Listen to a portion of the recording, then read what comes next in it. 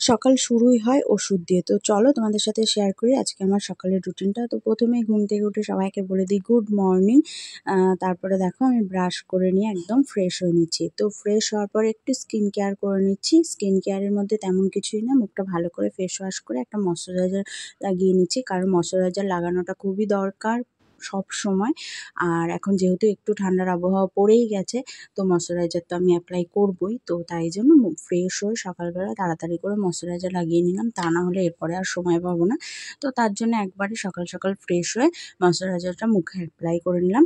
তো এই দেখো আমার ময়েশ্চারাইজার লাগানো একদম ডান। তারপরে চলে আসলাম আমার সকালের মোস্ট ইম্পর্টেন্ট, ওষুধ ছাড়া তো দিন চলবেই না।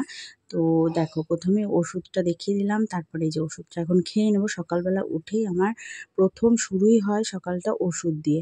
তো এই যে রীতিমতো যেমন কথা তেমন কাজ, ওষুধ খেয়ে নিলাম, তারপরে একটু জল খেয়ে নিলাম। এভাবেই শুরু হয় আমার প্রত্যেক দিনের সকাল।